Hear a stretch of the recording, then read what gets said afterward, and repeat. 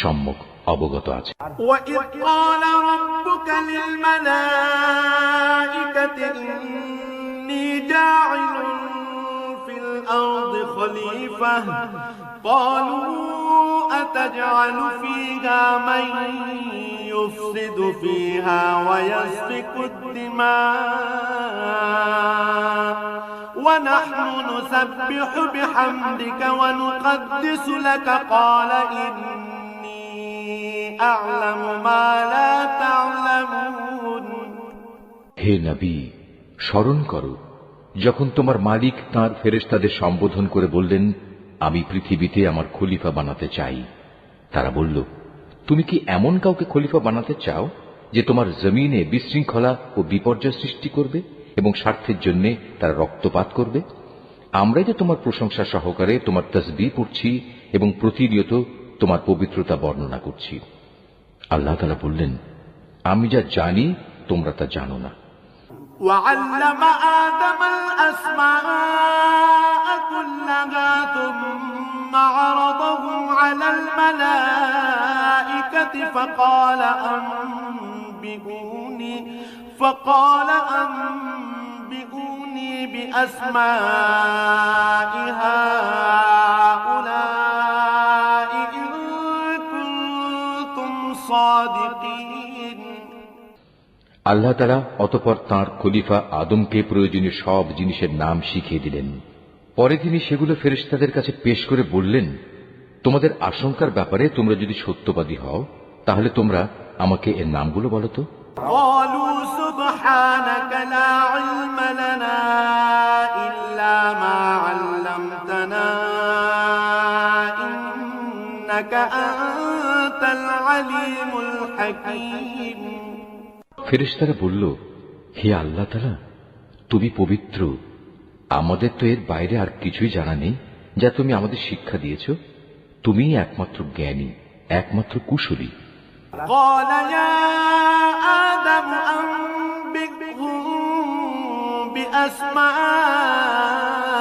بأسمائهم فلما أنبأهم بأسمائهم قال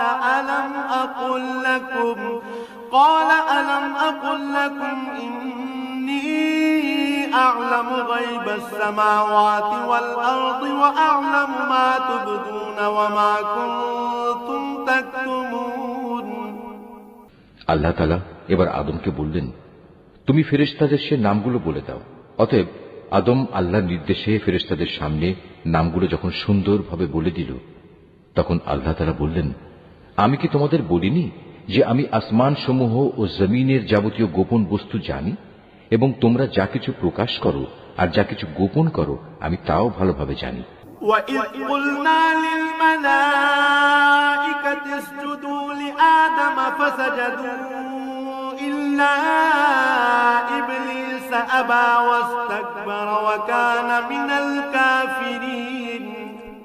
আল্লাহ তাআলা যখন ফেরেশতাদের বললেন, তোমরা সম্মানের প্রতীক হিসেবে আদমের জন্য সাজদা করো, অতঃপর তারা আল্লাহর আদেশে আদমের সামনে সাজদা অবনত হল, শুধু ইবলিস ছাড়া। সে সাজদা করতে অস্বীকার করল এবং অহংকার করল, অতঃপর সে নাফরমানদের দলে শামিল হয়ে গেল। وَقُلْنَا يَا آدَمُ اسْكُنْ أَنْتَ وَزَوْجُكَ الْجَنَّةَ وَكُلَا مِنْهَا رَغَدًا حَيْثُ شِئْتُمَا ولا تقربا هذه الشجرة فتكونا من الظالمين।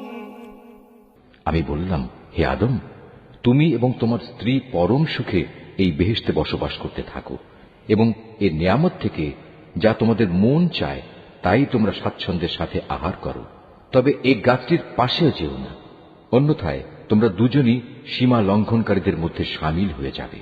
فأزلهما الشيطان عنها فأخرجهما مما كانا فيه وقلنا اهبطوا بعضكم لبعض عدو ولكم في الأرض مستقر ومتاع إلى حين। কিন্তু শয়তান শেষ পর্যন্ত সেখান থেকে তাদের উভয়ের পদস্খলন ঘটাল। তারা উভয়ে বেহেশতের যেখানে ছিল সেখান থেকে সে তাদের বের করেই ছাড়ল।